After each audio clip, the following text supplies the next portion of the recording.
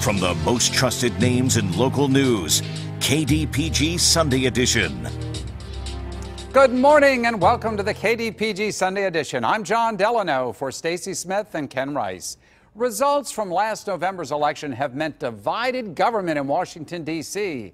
And that division and political gridlock between the White House, congressional Republicans and Democrats on Capitol Hill resulted in a government shutdown over the issue of border security and demands by President Trump that Congress provide funding for a border wall with Mexico. As the impasse wore on this week, its impact began to be felt at places like the Flight 93 Memorial Center in Somerset County, Pennsylvania, dedicated to the victims of the 9/11 terrorist attack. KDKA's John Shumway reports that visitors to the site found access rather difficult. Even on the most quiet of days, the parking lot of the Flight 93 Memorial is not like this. The only thing here or throughout the memorial today, the wind whipping snow across the landscape, past the flight path wall and the wall of names, and the Tower of Voices. It's not that the people didn't come. They did. They were drawn here by the outpouring of love that people put into this place and the sadness that was created by this. That, you know, it's like a holy place, sacred. But their visits will have to wait. The National Parks Ranger was forced to padlock the gate today, which he explained to Scott Eckersall. I mean, you don't have staff in there to plow the roads, so it's not safe to really enter. So, I mean, I get it. It's a shame. We came from California. Since the shutdown began 20 days ago, the park's restrooms and visitors center have been closed.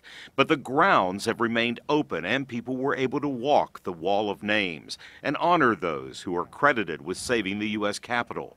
But the snow today came faster than the spits of sun could melt it, and the glaze of ice was crystallized by the biting wind. With the maintenance workers furloughed, the memorial's roads and sidewalks remain hazardous. Until the shutdown ends and the maintenance people can get back on the job and get the roads cleared, the Rangers will keep the memorial closed for safety reasons. At the Flight 93 Memorial in Somerset County, John Shumway, KDKA News. This morning on the KDPG Sunday Edition, the human toll that the shutdown is having in our area and the long-term and short-term effect on the president and Congress. Later, we'll hear the thoughts of Dr. Andrew Simpson, Assistant Professor of History at Duquesne University's McAnally College and Graduate School of Arts and Sciences, and Dr. Victoria Shinneman, Professor of Political Science at the University of Pittsburgh. But right now, we want you to hear a personal story of how the government shutdown has affected people right here in Pittsburgh. Michael Damaso is president of the Pittsburgh Local of the National Air Traffic Controllers Association. He works at Pittsburgh International Airport. This past Tuesday, he received a pay stub for $1.17. Sally Stapleton, the managing editor of the Post-Gazette, joins me for this morning's discussion. Sally, welcome. Michael, welcome to the show. It's good to have you here. Oh, thank you very much. But not under these circumstances. No. I cannot imagine a paycheck for $1.17. It was your paycheck? Yep, and up until a month ago, I couldn't imagine it either. You are an air traffic controller. Yes. My understanding it's one of the most stressful jobs in America. You're keeping the planes from hitting each other. We all depend on you. We need you. You and your members are working without pay. Yes, we are. Right now we are working without pay in hopes basically for an IOU, with the promise to pay us later for the work we're doing today.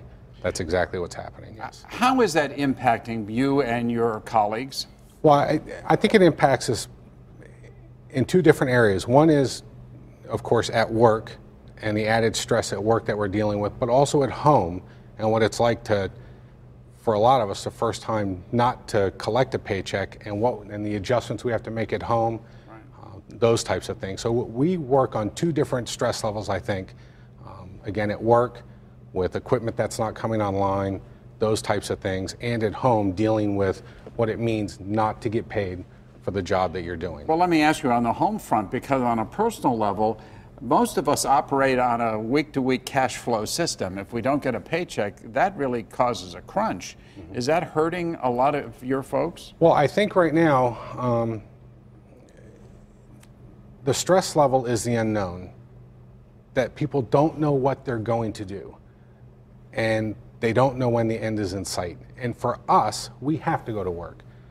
We're required to go.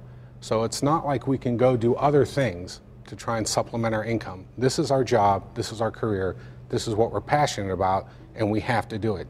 So at home, when the mortgages are due, car payments are due, we have a husband and wife controller now that both of them are not receiving a paycheck, but they're still going to work, which means they're still paying daycare, plus all the other bills that come.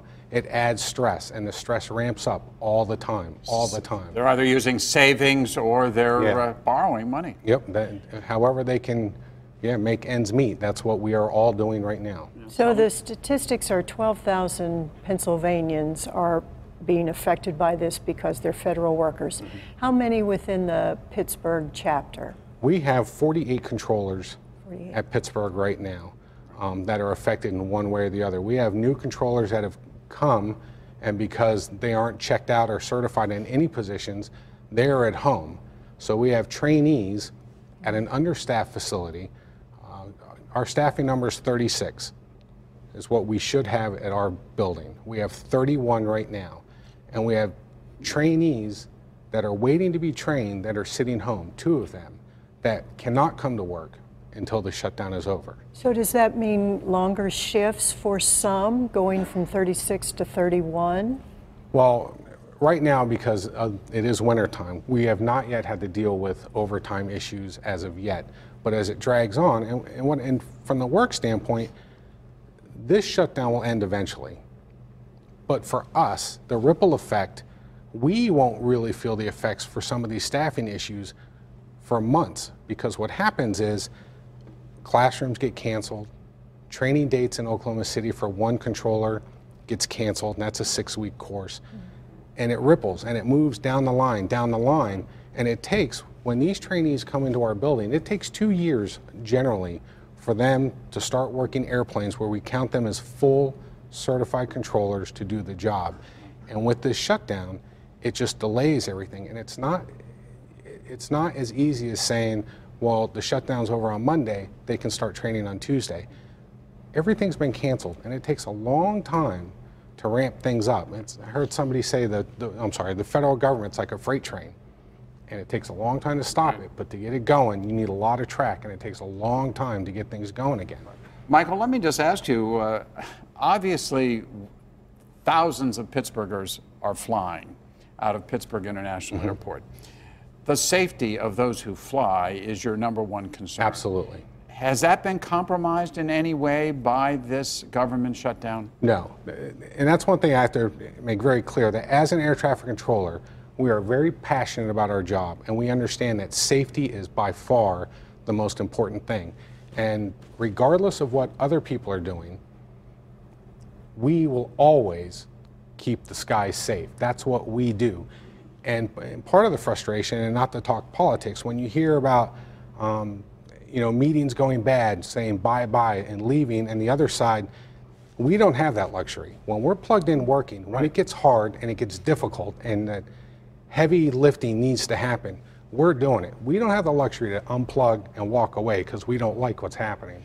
Boy, I love the contrast that you just drew between the air traffic controllers and our politicians in Washington, in both political parties, who it seemed to me have just refused to compromise, refused to cut a deal. The president wants his wall and nothing else, and he wants X of dollars. The Democrats say no, they don't want anything. Well, there's a middle ground somewhere. And I mean, from your perspective, what's your message to the politicians in Washington? Well, I would say,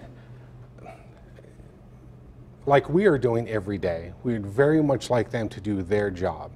And it's disappointing from all of us that this is the best they have, that they're giving us, this is all they have, this is all they can do. It's a disappointment.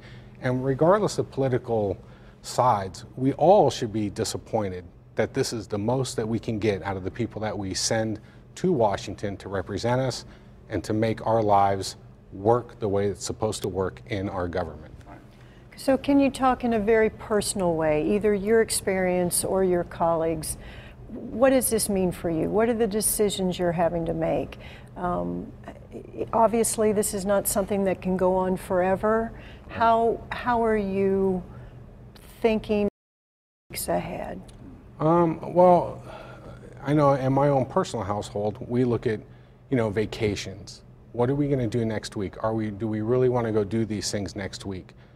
And there's so many like little things that no one thinks about. Like, all your bills are done by direct, automatically taken out of your accounts. Right. All of a sudden, that's not happening because that money doesn't get on it. So now you have to start moving money around out of savings. But, if you don't put it in time, now that it doesn't get paid, and it's all of those little stresses that add up to what is really a big problem of not getting paid. So, are you getting any sympathy at all from those to whom you owe money? Are they forgiving or saying it's okay for you to be a little late on well, this for me payment? personally, I have not contacted anybody yet as of this point. I do know that I have heard that there are places out there that are forgiving and delaying things. I know, like our health insurance, we don't have to worry about that yet. Right.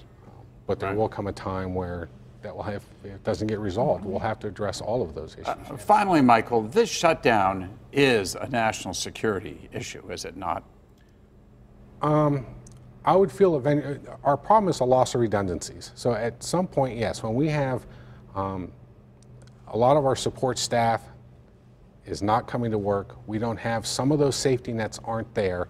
The longer it goes on, the more redundancies we will lose throughout the system. So at some point, it will become critical that things get moving along and we get back up and running the way it should be. Well, for everyone's sake, let's hope that happens sooner rather than later. Michael DeMasso, thank you, sir, very much for coming in and sharing with us. We really appreciate your comments and thoughts. Very helpful indeed. When the KDPG Sunday edition continues, the political fallout from the government shutdown. Duquesne University's Dr. Drew Simpson and the University of Pittsburgh's Dr. Victoria Shinneman will join us. Stick with us.